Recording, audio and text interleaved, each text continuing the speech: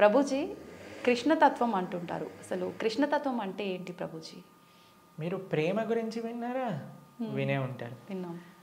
ప్రేమ పరిపూర్ణమైన ప్రేమతత్వమే కృష్ణతత్వం అంటే. ఓకే. అయినా మూర్తీభవించిన ప్రేమ స్వరూపం, మూర్తీభవించిన ఆనంద స్వరూపం. భగవంతుడి గురించి మన శాస్త్రములలో సత్ చిత్ ఆనంద స్వరూపము అని భగవంతుడి గురించి అంటారనమాట. ఇప్పుడు చూడండి, కృష్ణుడి లీలలు ఎటువంటిది అని అంటే, ఎవ్వరు ఆయనని ఏ విధంగా ఆశ్రయించినా సరే ఆయనని అట్రాక్ట్ చేసేస్తారనమాట. ఆకర్షణ మనకి మన మన గ్రావిటీ అని అంటారు. మన భూమికి ఉంటుంది గ్రావిటేషన్ ఎనర్జీ. అది ఏం చేస్తుంది అని అంటే, పైకి ఏదైతే ఉంటుందో దాన్ని కిందికి లాగేస్తుంది అనమాట గ్రావిటీ వల్ల. అవును. కానీ కృష్ణుడు ఎలాంటి వాడంటే, ఎంత కింద పడిపోయిన వాడినైనా సరే పైకి లాగేస్తూ ఉంటాడు. అది ఆయన దగ్గర ఉండే శక్తి అనమాట. ఆయన యొక్క లీలల చేత, ఆయన యొక్క చేష్టితముల చేత, ఆయన యొక్క అద్భుతమైన తత్వం చేత అందరి మనసుని కూడా ఆకర్షించే వ్యక్తి కృష్ణుడు. అయితే ఇప్పుడు చూడండి, చిన్నపిల్లల్ని బాలలీలలు చేసి ఆకర్షించారు. అటు చిన్నపిల్లవాడుగా ఉన్నప్పుడు గోపికలందరినీ కూడా ఆయన ఆశ్రయించారు. దాని తర్వాత పెద్దగా అయ్యాడనుకోండి, మిగతా వాళ్ళందరూ తన యొక్క ఫ్రెండ్స్, తర్వాత ఇంకా యంగ్ గోపీస్ అందరూ కూడా కృష్ణుడిని ఆశ్రయించగలిగారనమాట. దాని తర్వాత కంసాదులందరూ కూడా కోపంతో అయినా సరే నిరంతరం కృష్ణుడి గురించే ఆలోచిస్తూ ఉండేవారు, కృష్ణుడితో గురించే ఆలోచిస్తూ ఉండేవారు. మిగతా భక్తులు, నారదాది భక్తులందరూ కూడా ప్రేమతో కృష్ణుడిని ఆశ్రయించారు. అర్జునుడు లాంటి వాళ్ళు ఫ్రెండ్షిప్తో కృష్ణుడిని ఆశ్రయించారు. కాబట్టి ఏ విధంగా చూసినా సరే అందరినీ కూడా తన యొక్క మ్యాజిక్లో పెట్టేసేవాడు అనమాట కృష్ణుడు అని అంటే. కృష్ణతత్వం మనకి అన్నిటికంటే పరిపూర్ణమైన తత్వము అని చెప్తారు భగవద్ అవతారములలో. మనకి భాగవతం చెప్తుంది, సాక్షాత్గా అన్ని అవతారముల యొక్క ఏదైతే మూల కారణం ఉందో అది కృష్ణతత్వం అని కూడా మనకి చెప్తారు శ్రీమద్ భాగవత ప్రమాణంగా మనం చూస్తే. ఓకే. అయితే స్వామి అద్భుతమైన ప్రేమ, ధర్మము, ఆనందము వీటన్నిటితో కూడుకున్న తత్వమే కృష్ణతత్వం అన్నమాట. ఓకే. అయితే ప్రభుజీ, హిందువులు కృష్ణుణ్ణి అసలు ఎందుకు పూజించాలి ప్రభుజీ? హిందువు అని అంటేనే రామకృష్ణాదులందరినీ కూడా ఆరాధన చేసేవారే.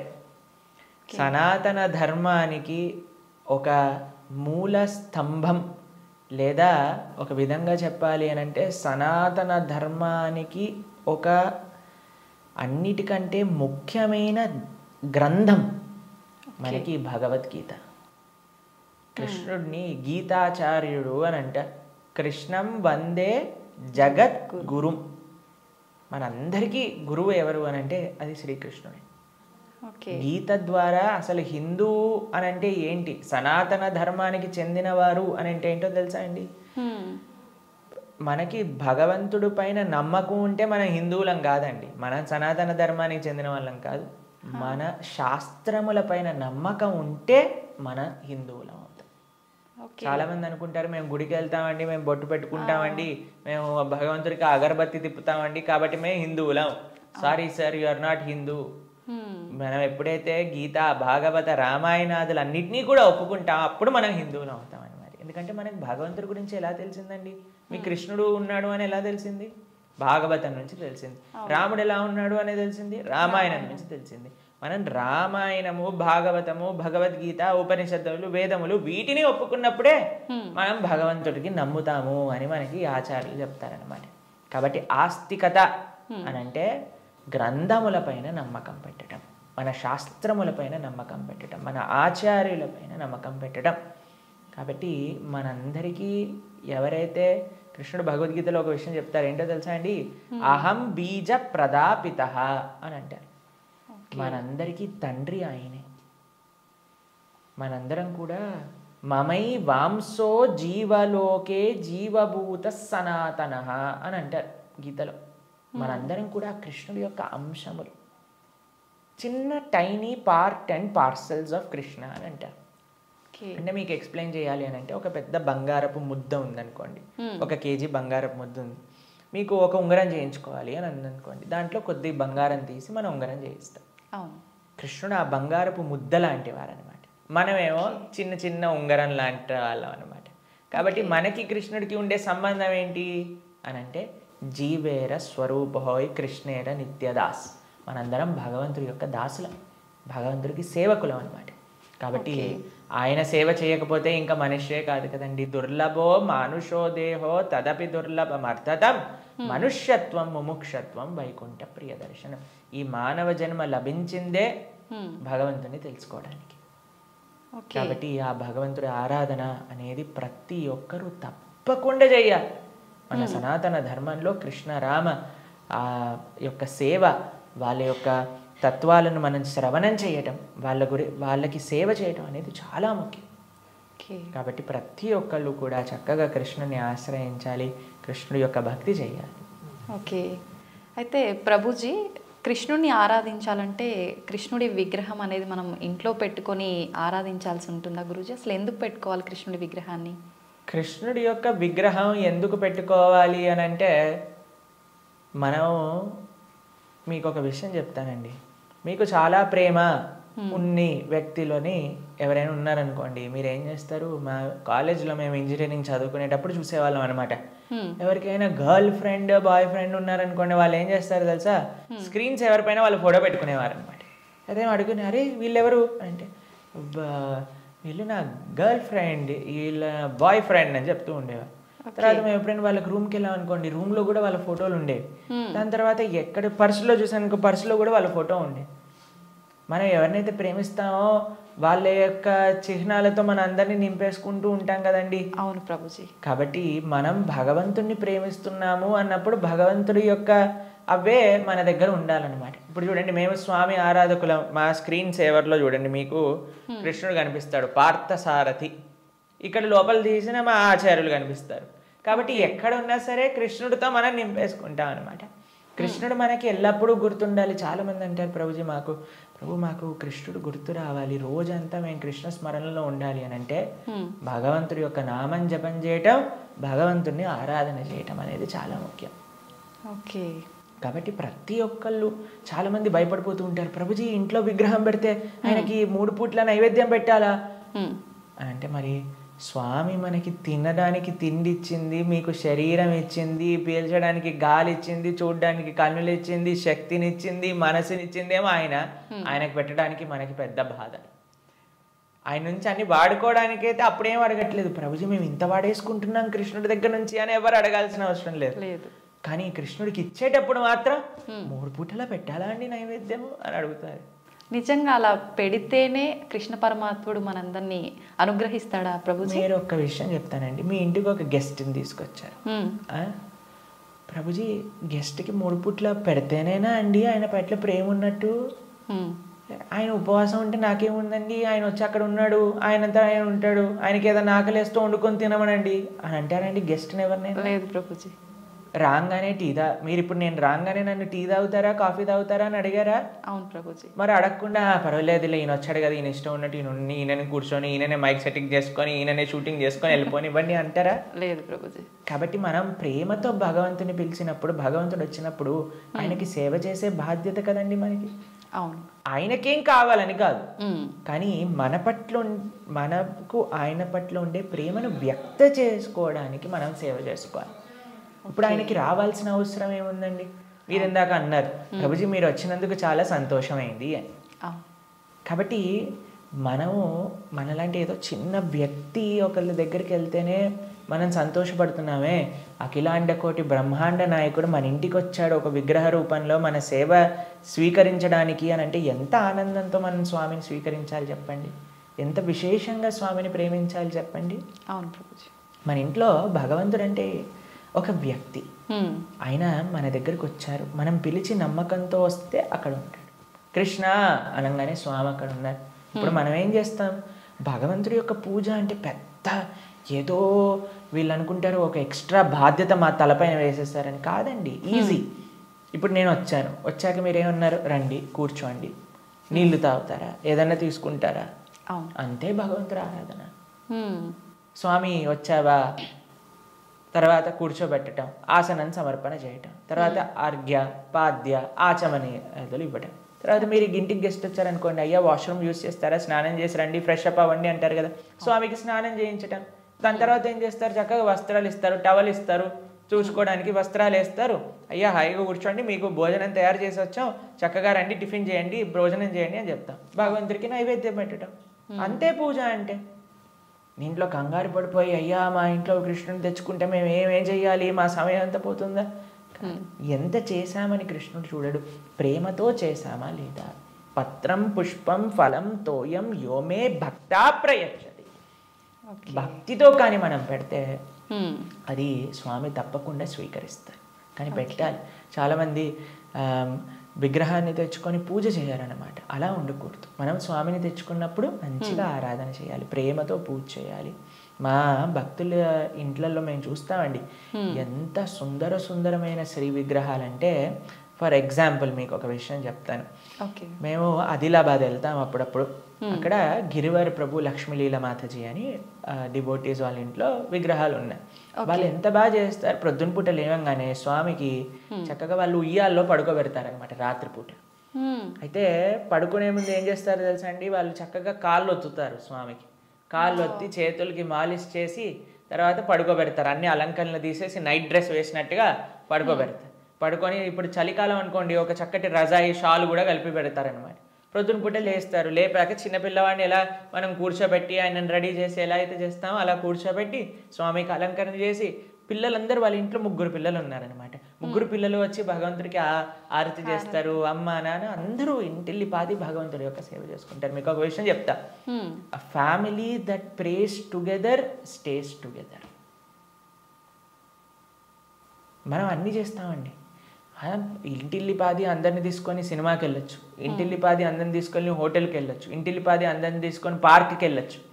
అయినా సరే మాకు ఫోన్ చేసి చెప్తున్నాను, ప్రభుజీ మా ఇంట్లో ఎవరు మమ్మల్ని అండర్స్టాండ్, పిల్లలు మాటినట్లేదు ప్రభుజీ, ఈయన గారు మాటినట్లేదు ప్రభుజీ, ఆవిడ మాటినట్లేదు ప్రభుజీ, తలనొప్పి వస్తుంది ప్రభుజీ. నేనంటే అమ్మ మీరు సినిమాకి తీసుకెళ్తున్నారు, సీరియల్ చూపిస్తున్నారు, పార్క్కి తీసుకెళ్తున్నారు, రెస్టారెంట్కి తీసుకెళ్తున్నారు, ఎప్పుడైనా మీరు నలుగురు కలిసి ఒకటేసారి భగవంతుడికి పూజ చేశారా?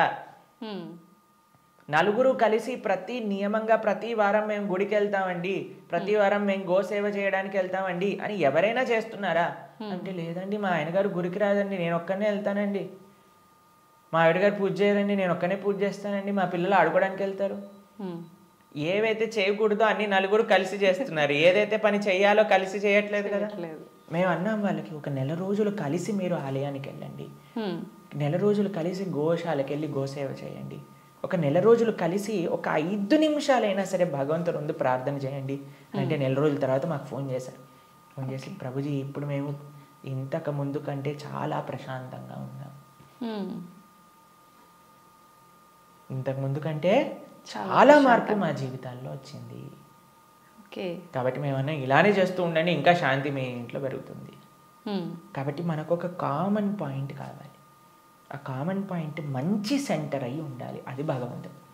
భగవంతుని కేంద్రంగా పెట్టుకుంటే, ఇప్పుడు మన ఇంటికి కేంద్రం ఏంటండి, డైరెక్ట్గా ఇంట్లో నుంచి రాగానే ఫస్ట్ మహావిశ్వరూప దర్శనం, పెద్ద LCD స్క్రీన్ టీవీ కనిపిస్తుంది మనకి. అవును ప్రభుజీ. కాబట్టి టీవీ మనకి కేంద్రం అయిపోయింది. టీవీలో ఏం చూపిస్తారండి, ఆ చెత్త ఈ చెత్త తప్ప ఏం అవసరమైన విషయాలు ఏం చూపించరు, ఇలాంటి ప్రోగ్రాముల విషయం పక్కన పెడితే. కాబట్టి మనిషికి ఏది మంచిదో అది మనకి కేంద్రంగా ఉండాలి. ఇప్పుడు దురదృష్టవశాత్తు టీవీలు కేంద్రం అయిపోయాయి ఇంటికి. ఎంత పెద్ద టీవీ ఉంటే అంత గొప్ప స్టేటస్ని ఇది అని చెప్పుకునే వాళ్ళు కూడా తయారైపోయారు. మేము ఒక భక్తుల ఇంటికి వెళ్ళాం. జనరల్గా భక్తుల ఇంట్లలో టీవీలు చూడం మేము ఎప్పుడు కూడా. వాళ్ళు టీవీలు తీసేసి ఎక్కడైతే టీవీ ఉండాలో అక్కడ ఆలయం ఉంటుంది. మా ఇంట్లో కూడా టీవీ ఉండదండి. మా ఇంట్లో హాల్లోకి వెళ్తే ఫస్ట్ కనిపించేది మీకు మా పూజా గది, మా ఆరాధన మూర్తులు అన్నీ కూడా కనిపిస్తూ ఉంటాయి అన్నమాట. డెలిబరెట్లీ మేము అసలు టీవీ పెట్టలేదు హాల్లో, ఎందుకంటే అందరికీ కేంద్రం భగవంతుడు ఉండాలి అట్లీస్ట్ అని. కాబట్టి భక్తుల ఇంట్లలో ఎక్కడైతే టీవీ మెయిన్ ప్రదేశం ఉంటుందో అక్కడ తప్పకుండా పూజ రూమ్ ఉంటుంది. కానీ ఈ భక్తుడి ఇంట్లో మాత్రం పెద్ద టీవీ ఉందన్నమాట. అయితే నేను అడిగి ఆశ్చర్యపోయాను, అదే టీవీ ఏముంది ప్రభుజీ ఒకసారి వెనకాల చూడండి అనగానే ఏం వైర్ లేవు, ఉత్తి టీవీ అలా పెట్టి ఉంటారనమాట. అయితే నేను అన్నాను, ఏమైంది, ఎందుకు అలా పెట్టారు అంటే, ప్రభుజీ అందరు అంటున్నారు టీవీ ఒక స్టేటస్ సింబల్ అయిపోయింది, మీ ఇంట్లో టీవీ లేదా, మీ ఇంట్లో టీవీ లేదా, మీ ఇంట్లో టీవీ లేదా అన్నందుకు వాళ్ళ కోసం అని పెట్టేశాను ప్రభు, కానీ వైర్లు పెట్టలేదు, ఉత్తి టీవీ పెట్టానని చెప్పారు అన్నమాట. Okay, super Prabhuji. కాబట్టి ఇప్పుడు చూడండి, మన జీవితంలో దేన్ని మనం చూస్తూ ఉంటే, దేన్ని మనం వింటూ ఉంటే, దేని గురించి మనం మాట్లాడుకుంటూ ఉంటే, దేని గురించి మనం తలుస్తూ ఉంటే అలా మన మనసు అయిపోతుంది. ఓకే. మీరు చెడు విషయాలు వింటూ, చెడు కార్యక్రమాలు చూస్తూ, అనవసరమైన అక్కర్లేని గొడవలు, మన ఇల్లు ఎంత ప్రశాంతంగా ఉన్న సీరియల్లో మనం గొడవలు చూస్తూ ఉంటే ఆ గొడవలు మన ఇంట్లోకి కూడా వస్తాయి ఒక రోజున. ఎందుకంటే అదే కదండి మన మనసులో దింపేది, అదే కదా మన మనసులో అంత నాటుకుపోయేది. నేను చిన్న చిన్న పిల్లల్ని చూస్తాం, అప్పుడప్పుడు విచిత్రమైన స్లాంగ్లో మాట్లాడతారు. ఓయ్ ఏంట్రా ఇది ఎక్కడ పట్టుకున్నావు నువ్వు అని అంటే, ఆ సినిమాలో అలా మాట్లాడాడు ఆ హీరో. ఓకే. మేము స్కూల్లో చదువుకుంటున్నప్పుడు మాకు గుర్తుందనమాట, ఒకసారి మేము ఒక బర్త్డే పార్టీకి వెళ్ళినప్పుడు మా ఫ్రెండ్ ఇలా షర్ట్ టక్ చేసుకుంటారు కదా, ఒకవైపు వదిలేశాడు అనమాట, ఒకవైపు టక్ చేసుకున్నాడు. నేను రే నువ్వు ఇంకో వైపు టక్ చేసుకుంటా మర్చిపోయావురా అని అంటే, అది కాదు ఇప్పుడు ఇది లేటెస్ట్ ఫ్యాషన్ అని అన్నారు. ఎక్కడ చూసావు నువ్వు అని అంటే, సినిమాలో చూసాను. కాబట్టి ఏదైతే చూస్తామో మనం దాన్ని అనుకరిస్తాం, ఏదైతే వింటామో అదే మనం అనుకరిస్తాం. కాబట్టి మేం చెప్పేది జనాలకి ఏంటి అంటే, మంచిని చూడండి, మంచిని వినండి కదా, మంచి విషయం గురించి ఆలోచించండి. భగవంతుడి కంటే మంచి విషయం ఏముందండి ఈ ప్రపంచంలో? అవును. కాబట్టి మన ఇంట్లో మంగళకరంగా ఉండాలి అని అంటే, ఎక్కడ చూసినా భగవంతుడి గురించి ఉండాలి, ఇక్కడ చూసినా భగవత్ స్పృహ అనేది మనకు కలగాలి. మా ఇంటికి వచ్చిన వాళ్ళందరూ ఏమంటారో తెలుసా అండి, ఈ ఇల్లుకి ఉత్తి గోపురం తక్కువ, ఆలయమే సాక్షాత్తుగా అని అంటారు. మా అమ్మ వాళ్ళు ఉండే ఇల్లు మా ఇల్లు అని అంటే, మేము ఉండేది ఆశ్రమంలో, కానీ మా పేరెంట్స్ అండి ఎక్కడ చూసినా, మీకు ఎటువైపు చూసినా కృష్ణుడు కనిపిస్తూ ఉంటాడు, కృష్ణుడి యొక్క వివిధ లీలలు కనిపిస్తూ ఉంటాయి. అట్లీస్ట్ మనం మర్చిపోనే స్థితిలో ఉన్నా సరే అటు చూస్తే, ఓ కృష్ణలీల, కృష్ణుడు ఇలా గోవులను కాయడానికి వెళ్తున్నారు, ఇక్కడ గోపికలతో చక్కగా నృత్యం చేస్తూ ఉన్నారు, ఓ ఇక్కడ యశోదమ్మతో ఉన్నారు అని మనకు ఆ స్పృహ రాదు. కాబట్టి మనం 24 గంటలు మనం ఒక పాజిటివ్ ఎన్వైరన్మెంట్లో ఉండటం వలన, భగవంతుడికి దగ్గరగా ఉండటం వలన అది మనకి మంచిది. కాబట్టి ప్రతి హిందువు అని అంటేనే శ్రీ విగ్రహ ఆరాధన అత్యంత ముఖ్యం. మనము భగవంతుడి యొక్క అస్తిత్వాన్ని, భగవంతుడు అన్నిటికంటే కృప ఏంటో తెలుసా అండి, ఆయనకి ఒక విగ్రహ రూపంలో మన దగ్గరికి రావడం. ఓకే. ఆ కృపని మనందరం, ఈ సనాతన సాంప్రదాయం పాపం మిగతా వాళ్ళకి ఆ అదృష్టం లేదు, వాళ్ళకి ఆ ఆనందం అంటే ఏంటో తెలియదు. కానీ మన సాంప్రదాయంలో ఆ విగ్రహ ఆరాధన, ఆ సేవ, భగవంతుడికి ఆ ప్రేమపూర్వకమైన సేవ చేస్తే అండి, అసలు దానికంటే గొప్ప ఆనందం ఈ ప్రపంచంలో ఇంకొకటి లేదు. కాబట్టి అటువంటి అదృష్టాన్ని మనం వదిలేసి పూజ చేయాలా, పూజ ఎందుకు చేయాలి, పూజ చేస్తే 3 పూట్ల నైవేద్యం పెట్టాలా, పూలు తీసుకొని రావాలా, మాల కట్టాలా, బట్టలు వేయాలా, అయ్యో రామ, మాకు ఇలాంటి ప్రశ్నలు ఇస్తే మాకు చాలా బాధేస్తుంది అనమాట. ఎందుకంటే మన పెద్దలందరూ, మన ఆచార్యులందరూ, మన గురువులందరూ భగవంతుడి యొక్క ఆరాధన ఎలా చెయ్యాలి, ఎంత బాగా చెయ్యాలి అని జీవితం యొక్క గోల్ భగవంతుడి ఆరాధన కోసం పెట్టేస్తే, భగవంతుడి యొక్క శ్రీమూర్తులను కాపాడటంలో పెట్టేస్తే, మనం మాత్రం ఇప్పుడు మోడర్న్ డే 21st సెంచరీ హిందువులు పూజ చేయాలా అని అడిగే స్థితిలోకి వచ్చేసాం. కాబట్టి వెరీ అన్ఫార్చునేట్. పూజ చేస్తున్నాము అంటే చాలా వరకు భయం ఒకటి మొదలైంది ప్రభుజీ అందరిలో. ఏం చేస్తే ఏం తప్పు అవుతుందో, దానివల్ల మాకేమన్నా మళ్ళీ అపచారం జరుగుతుందో, ఇట్లాంటి భయాలు ఎక్కువైపోయినాయి ప్రభుజీ. అదే కదా, ఎందుకంటే మనం దేవుడితో బిజినెస్ చేయాలి అని ప్రయత్నిస్తున్నాం కాబట్టి. బిజినెస్ ట్రాన్సాక్షన్స్లో ఏదైనా తప్పు రాసామనుకోండి అయిపోయానంటే, బిజినెస్ ట్రాన్సాక్షన్స్లో ఏదైనా తప్పు చేసామనుకోండి, ఎందుకంటే వీడు ఏం ఆలోచిస్తున్నాడు, ఇప్పుడు నేను ఇది ఇలా చేస్తే దేవుడు నాకు అది అలా ఇవ్వాలి, అయ్యా నువ్వు నాకు 1 కోటి రూపాయలు ఇస్తే నేను నీకు 10 కొబ్బరికాయలు కొడతాను. ఏంటి దేవుడు మీకు 1 కోటి రూపాయలు ఇస్తే మీరు 10 కొబ్బరికాయలు కొడతారా? దేవుడికి ఎంత పెద్ద దానం ఇస్తున్నాడు చూడండి దేవుడికి. అసలు ఇలా తయారైపోయాం కదండి. మనకి ఏం అవసరం లేదు, ప్రేమ మనకు అవసరం లేదు భగవంతుడి పట్ల. దేవుడా నువ్వు నాకు ఇది ఇవ్వు, నాకు ఆరోగ్యాన్ని ఇవ్వు, నాకు బట్టలు ఇవ్వు, నాకు డబ్బులు ఇవ్వు, నాకు కార్లు ఇవ్వు, నాకు ఇల్లులు ఇవ్వు, నాకు పిల్లలు ఇవ్వు, నాకు పెళ్లి చెయ్యి. మనం తిరుపతి ప్రవచనాలు చెప్తూ ఉంటే, ఒక మంచి భార్య కోసం తిరుప్పావై వ్రతం చేయొచ్చా, మంచి భర్త కోసం తిరుప్పావై వ్రతం చేయొచ్చా? ప్రతిదీ కూడా మనం మన కోరికలు తీర్చుకోవడానికి భగవంతుని వాడుకుంటున్నాం. ఆయన ఏటీఎం మషిన్ లాగా కార్డు పెట్టామా, డబ్బులు తీసుకున్నా, దాని తర్వాత వదిలేసాం అంతే. కాబట్టి భగవంతుడు అంటే మనకి సేవ చేయడానికి వచ్చినవాడు కాదండి. భగవంతుడు అంటే మనం ఆయన సేవ చేయాలి, ఆయనను మనం ఆశ్రయించాలి, ఆయనను మనం సేవించాలి. ఇప్పుడు మీకు ఒక విషయం చెప్తానండి. ఒక చిన్న పిల్లవాడు ఉన్నాడు, తల్లి ఇలా ఎత్తుకుంది. మేము చిన్నప్పుడు చూస్తాం, మేము కూడా చేసే ఉంటాం. అప్పుడప్పుడు అమ్మ జుట్టు పట్టుకొని ఇలా పీకుతారు చూసారా, పిల్లలు ఇలా పట్టుకొని ఇలా పీకేస్తుంటే అమ్మ అంటుంది ఓ ఇలా ఇలా తీసేసి ఓ మా కన్నా మా బంగారు కొండ అని అంటుంది. అంతేగాని నా జుట్టు పీకినందుకు లాగా ఒకటి పీకి పెడుతుందా పిల్లవాడిని? లేదు ప్రభుజీ. ఎందుకంటారండి? పిల్లల్ని గారాబం చేస్తుంటారు ముద్దుగా, అంటే తెలిసి తెలియని వయసు ప్రేమ. పాపం వాడికి ఏం తెలుసండి జుట్టు పీకితే నొప్పేస్తుంది మా అమ్మకి అని. కానీ తల్లికి ఆ పిల్లవాడి పైన ప్రేమ అంటే ఏమనిపించదు. అవును, అంతేనా? కొన్నిసార్లు పిల్లలు చూసారా మూత్రం పోసేస్తూ ఉంటారు. ఆ తాతగారు ఎత్తుకున్నప్పుడు అమ్మమ్మ ఎత్తుకున్నప్పుడు ఏమని అంటారా అండి? తీసి పిల్లవాడిని ఇలా పడేస్తారా పాట అని? ఇంకా హ్యాపీగా ఫీల్ అవుతారు. ఎంత ఒకళ్ళని చూసానమాట మేము, ఓ మా పిల్లవాడు మా మనవాడు మూత్రం పోసాడే అని ఎగిలిపోతున్నాడు ఆయన. ఎందుకు? ప్రేమ ఉంది కాబట్టి భగవంతుడు ప్రేమైకమూర్తి. అందుకే కృష్ణుడి గురించి ఏమన్నాం మనం? ప్రేమ స్వరూపం. ఆయనని మాత్రం మనకి తెలియగా, అయ్యా నా భక్తిమాన్, నాకు భక్తి లేదండి, నాకు మంత్రాలు తెలియదు, నాకు నీ పైన అంత ప్రేమ లేదు స్వామి, నాకు తెలిసింది మా గురువులు చెప్పిన విధంగా నీకు పూజ చేస్తున్నా, నువ్వే అన్నిటినీ కాపాడుకో, నువ్వే ఇది ఆరాధన పూర్తి చెయ్యి అని ప్రేమతో చేస్తే స్వామి ఎందుకు అలా చేయడండి? ఎలా చేసినా సరే స్వామి స్వీకరిస్తా. ప్రేమ ఉండాలంతే. కానీ మనకి ప్రేమ అవసరం లేదు, భగవంతుడు అవసరం లేదు. అయ్యా నువ్వు నాకు ఈ కోరిక తీర్చేసేయ్, ఇదే నాకు నీతోటి ఉండే సంబంధం, ఇంతే. కాబట్టి ఆధ్యాత్మికవేత్తలు కూడా చేసే అన్నిటికంటే పెద్ద పొరపాటు ఏంటంటే భగవంతుణ్ణి కేవలం భౌతిక కోరికల కోసం ఆశ్రయించాలి అని చెప్పటం అన్నిటికంటే పెద్ద అపరాధం. కాబట్టి ఎప్పుడూ అలా చేయకూడదు. స్వామిని ప్రేమతో ఒక తండ్రిలా, ఒక పిల్లవాడిలా, లేదా ఒక స్వామిలా మనం ఆరాధన చేయాలి. కాబట్టి దాంట్లో ఎప్పుడు తప్పు ఉండదండి. ప్రభుజీ, సాధారణ భక్తుడు ఆ రకంగా కృష్ణ భగవాను పూజించిన సేవ చేసుకున్నా కూడా వస్తాడా ప్రభుజీ భగవానుడు?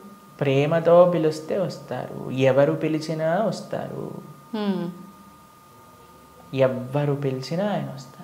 వ్యాధస్య ఆచరణం ధ్రువస్య వయః విద్యా గజేంద్రస్య కా కుబ్జాయాం కిము నామ రూపమధికం కిం తత్సుధామోదనం వంశక్కో విదురస్య యాదవపతేరుగ్రస్య కిం పౌరుషం భక్త్యా టుష్టతి నహి గుణైర్భక్తి ప్రియో మాధవ. ఒక 5 ఏళ్ల పిల్లవాడు ధ్రువుడు పిలిచాడు, రాలేదా అండి భగవంతుడు? ఒక ఏనుగు పిలిచింది, గజేంద్రుడు వచ్చాడా లేదా? ఒక కుబ్జ అనే ఒక కురూపి స్త్రీ పిలిచింది, స్వామి కృపనిచ్చేశాడు కదా. ఉగ్రసేన మహారాజు, సుధామ, ఆయన పాపం డబ్బులే లేవు. కృష్ణుడు ఏ కులాన్ని చూసో, లేదా జ్ఞానాన్ని చూసో, లేదా డబ్బుల్ని చూసో, అందాన్ని చూసో, వయస్సుని చూసో, యోగ్యతని చూసో రాడండి.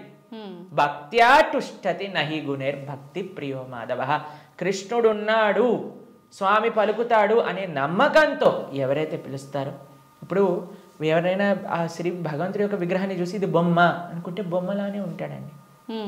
ఇది మట్టితో చేశారా అంటే మట్టే ఉంటాడు. స్వామి ఉన్నాడు అని నమ్మితే ఎక్కడైనా భగవంతుడు ఉంటాడు. ఎవరైనా చెప్పారనుకోండి, అరే ఈ మట్టి విగ్రహంలో భగవంతుడు రావటం అపరాధం అని అంటే వాడికి భగవత్ తత్వం గురించే తెలియదు. మీకు ప్రేమ ఉందనుకోండి, ఎక్కడ పిలిచినా ఒక వ్యక్తి వస్తారు. అవునా కాదా చెప్పండి? అవును ప్రభుజీ. మేము ఒక ప్రోగ్రామ్కి వెళ్ళామండి. అయితే వాళ్ళు అన్నారు, ప్రభుజీ మా ఈ చిన్న ప్రోగ్రామ్కి వస్తారని మేము అనుకోలేదు ప్రభుజీ, కానీ పిలవంగానే మీరు వచ్చారు.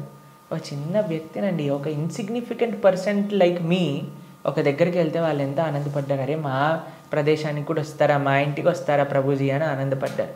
అదే ప్రేమతో పిలిస్తే భగవంతుడు రాడు ఈ వస్తువులోకి అని చెప్తే అసలు భగవంతుడు ప్రేమ ఉన్నట్టేనా? అసలు ఆయనకు భగవంతుడి గురించి తెలిసినట్టేనా? కాబట్టి ఎవరైతే విగ్రహారాధన దూషిస్తారో most unfortunate and most ignorant people in the entire creation. మా స్వామికి మనం అంటే ప్రేమ, మనందరం అంటే ప్రేమ, కాబట్టి మనం ఎక్కడికి పిలిచినా ఆయన వస్తారు.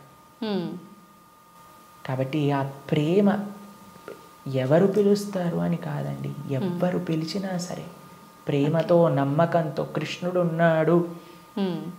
ద్రౌపదీదేవి పిలిచినప్పుడు రాలేదా అండి? ఏమైనా చూసుకున్నాడు ఆయన? యోగ్యతలు ఏం చూసుకోలేదే. ఎవ్వరు పిలిచినా ఆయన వస్తారనమాట. ఆయన రెడీగా ఉంటారు, ఆయన ఇలా ఉంటాడు, రెడీ టు జంప్ అన్నట్టుగా. ఎవరు పిలుస్తారు, ఎవరి దగ్గరికి వెళ్ళాలి అని. కానీ మనం ఏం చేస్తామండి, మన సంరక్షణ మనం చూస్తాం. అయ్యా నేను ఎలా నన్ను కాపాడుకోవాలి అని చూసుకుంటాం కాబట్టి ఆయన హ్యాపీగా అక్కడ ఉంటారు. అయ్యా నాదేం బాధ్యత కాదు స్వామి, నీదే తండ్రి అని మనం చేతులు ఎత్తేసాం అనుకోండి, ఆయన మనల్ని కాపాడు. ఓకే ప్రభుజీ, కృష్ణ భగవానుని అవతార పరిసమాప్తి ఎలా జరిగింది ప్రభుజీ? భగవంతుడి యొక్క మీరు అడిగినట్టుగా కరెక్ట్ విషయం అడిగారు. అవతార పరిసమాప్తి ఇలా చెప్పాలి కృష్ణుడిని సంబోధించినప్పుడు, లేదా రాముడిని. ఏ భగవంతుడి యొక్క అవతారమైనా సరే భగవంతుడికి పుట్టుక ఉండదండి. జన్మ కర్మచమే దివ్యం. భగవంతుడు ఏం చెప్పారు? ఆయనది దివ్యమైన జన్మ. దాన్ని మనం అవతారము అని అంటే. ఇప్పుడు మీరు ఎప్పుడైనా చెప్తారా రోజు ప్రొద్దున పూట సూర్యుడు పుడతాడు సాయంత్రం పూట చనిపోతాడు అని అంటారా? లేదు. ఏమంటాం మనం? సూర్యుడు ఉదయించాడు అస్తమించాడు, అంతేనా? అవును ప్రభుజీ. భగవంతుడు కూడా ఉదయిస్తాడు, భగవంతుడు కూడా అస్తమిస్తాడు. సూర్యుడు అస్తమిస్తాడు అంటే పోయినట్టేనా? ఇంకా ఆయన నీకు కనిపించట్లేదు కానీ ఇంకెక్కడ ఉన్నట్టే కదా. అవును. ఇప్పుడు మనకి ఇండియాలో సూర్యాస్తమయం అయిపోయింది అంటే ఇంకో దేశంలో సూర్యోదయం అవుతున్నట్టు కదా. కాబట్టి భగవంతుడు ఎప్పుడూ ఎల్లప్పుడూ కూడా ఆయనకి మరణము అనేది ఉండదు, జన్మ అనేది ఉండదు. ఆయన మన పైన కృపతో అవతారాన్ని స్వీకరిస్తారనమాట. ఓకే, మీకు ఒక విషయం చెప్తాను. కొంతమందికి మెమరీ లాస్ పేషెంట్స్ ఉంటారు. మెమరీ లాస్ పేషెంట్స్ దగ్గరికి ఏం చేస్తారంటే అండి, వాళ్ళకి ఇంతకు ముందు ఉండే మెమరీస్ని చూపిస్తారనమాట. వాళ్ళ పిల్లల్ని, లేదా వాళ్ళు చిన్నప్పుడు తీసిన ఫొటోస్ని, వాళ్ళు ఉన్న ఊర్లని, అవన్నీ ఇలా చూపిస్తూ ఉంటారనమాట. చూపిస్తూ ఉంటే కొన్నిసార్లు ఏదో ఒకటి వాళ్ళ బ్రెయిన్కి ఇలా క్లిక్ అయ్యి అప్పుడు వాళ్ళు గుర్తుపట్టడం ప్రారంభిస్తారనమాట. వాళ్ళు ఎక్స్టర్నల్ కాన్షియస్నెస్లోకి వస్తారు. భగవంతుడి యొక్క అవతారం ఎందుకోసము అని అంటే, మనందరం ఈ సంసార సాగరంలో పడి కొట్టుకుపోతున్నాము. ఏదో మనం కూడా మెమరీ లాస్ అయిపోయినట్టు ఇదే నా వాళ్ళు, ఇదే నా ప్రపంచం, ఇదే నా ఇల్లు అని తిరుగుతున్నారు. వీడి నిజమైన స్వరూపాన్ని చూపించాలి అని స్వామి అవతరించి, స్వామి యొక్క లీలల ద్వారా, రామాయణ భాగవతాదుల ద్వారా, అయ్యా ఇది నువ్వు ఈ ప్రదేశానికి చెందినవాడివి అని మనకు చూపిస్తారు. అప్పుడు నేనైతే ఈ మనుష్యుని కాదా, అయితే ఇది నేను ఈ కులానికి చెందినవాడిని కాదా, ఈ ప్రాంతానికి చెందినవాడిని, నేను కృష్ణుడి దాసున్నా, నేను ఉండాల్సింది ఆ భగవంతుడి యొక్క లోకంలో కదా అని మనం కూడా మర్చిపోయిన వాళ్ళకి కొద్దిగా బుద్ధిని ఇవ్వడానికి స్వామి అవతార స్వీకారం చేస్తారనమాట.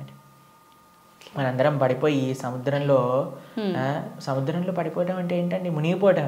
అవును. కానీ సముద్రంలో మునిగేవాడిని కాపాడాలి అని అంటే ఎక్కడో ఆకాశం నుంచి కాపాడలేం కదండి, ఆయన కూడా సముద్రంలోకి రావాలి కదా.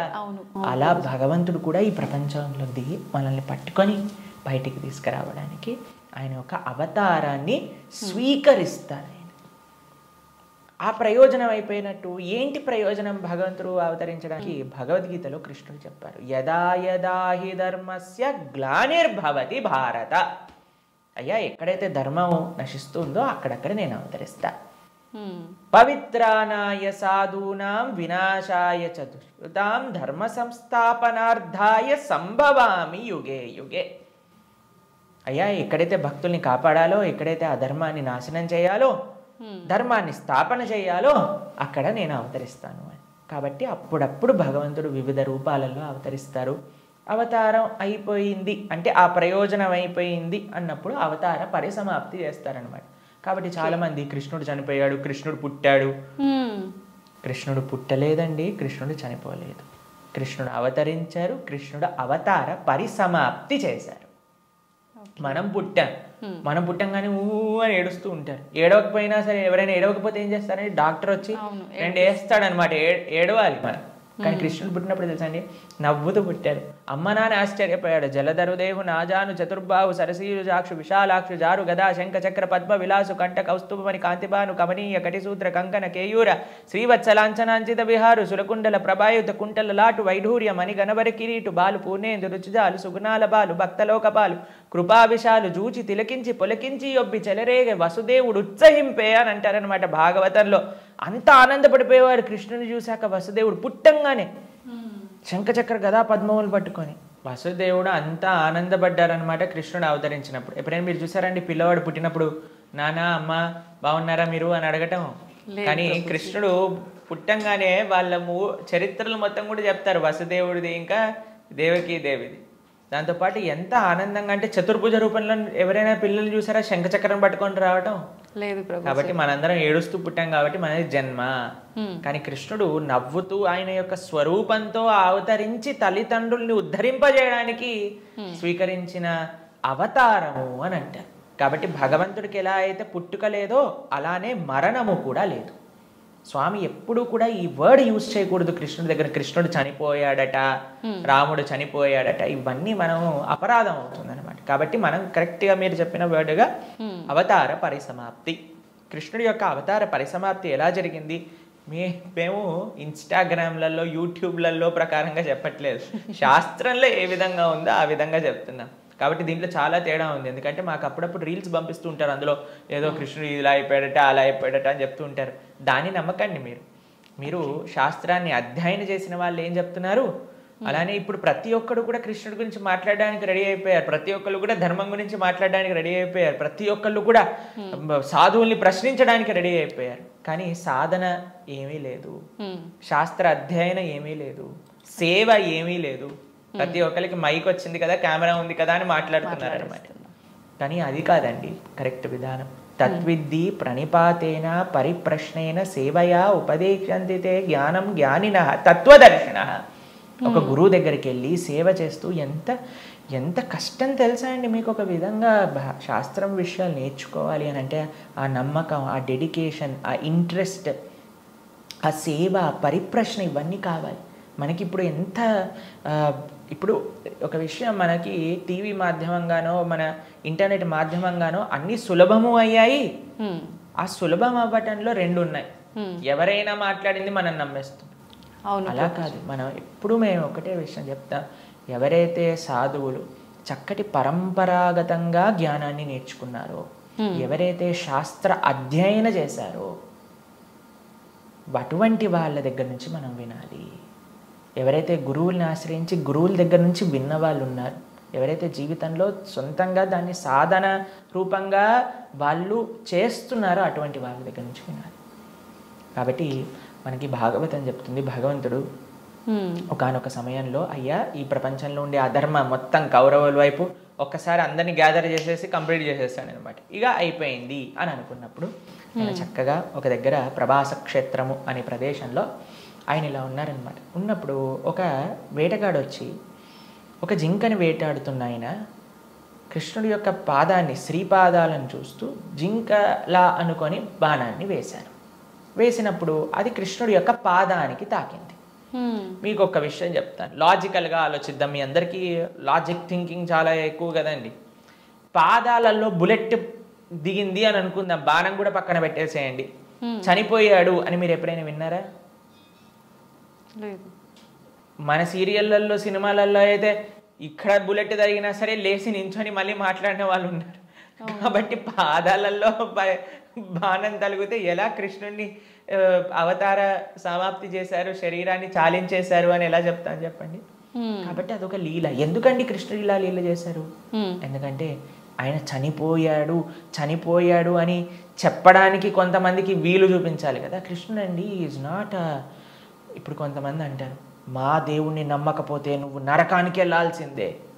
కృష్ణుడు అలాంటి వాడు కాదనమాట.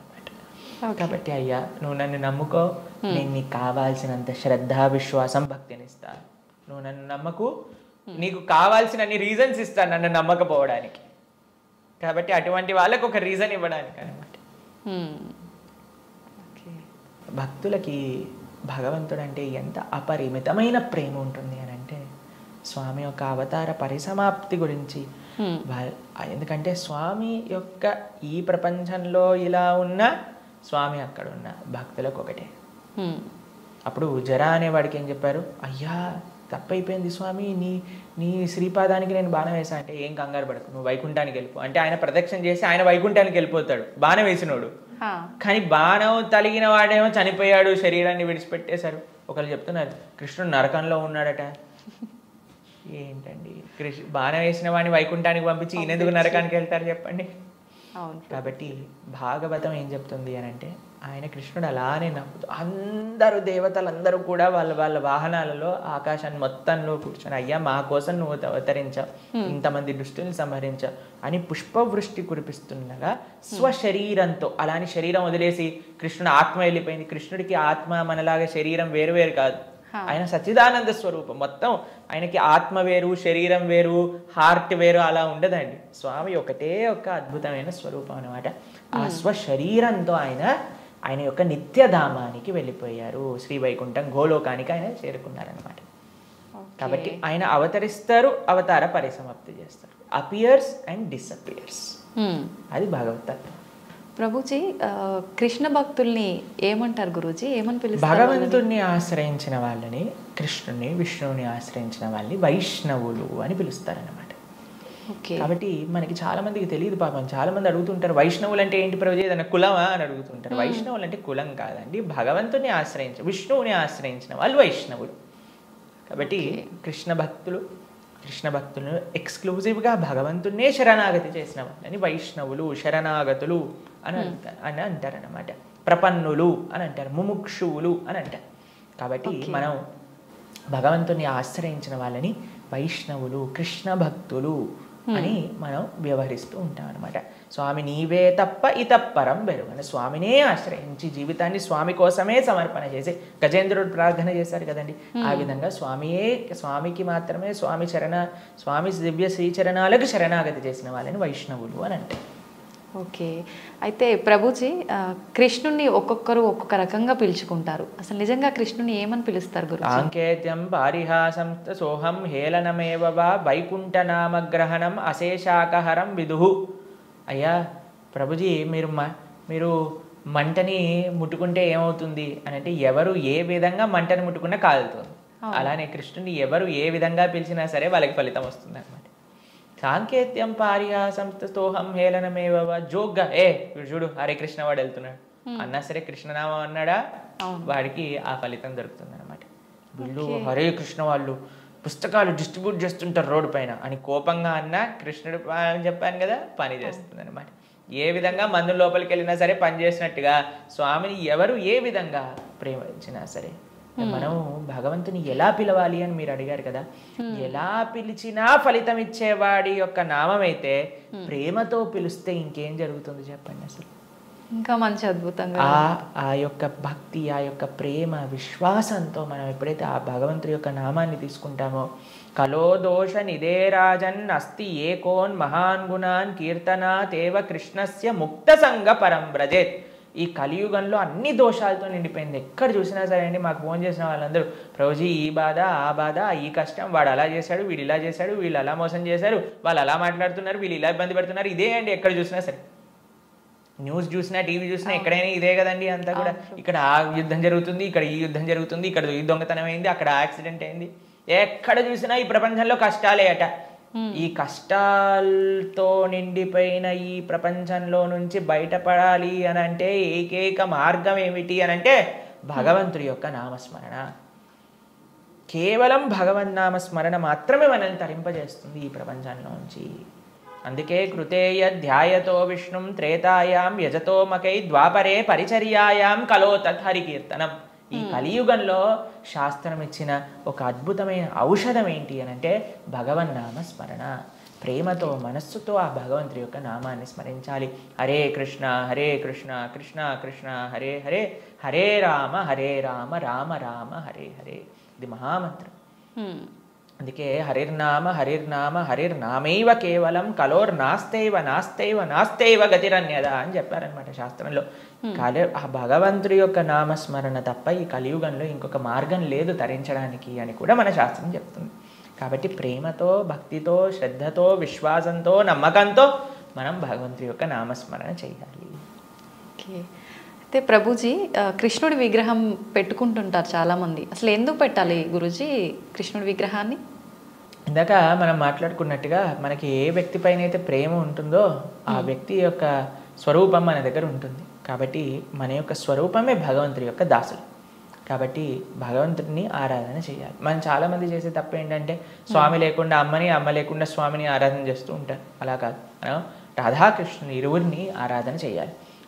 మీరు ఇంట్లో శ్రీ విగ్రహాలను పెట్టుకుంటున్నారు అని అంటే ఆరాధన కూడా తప్పకుండా చేయాలి. భగవంతుడికి నైవేద్యం పెట్టడం, ఆరతి ఇవ్వటం, ఉత్సవాలు జరపటం, అభిషేకాలు చేయటం, వీటన్నింటినీ కూడా చక్కగా చేసుకోవాలి.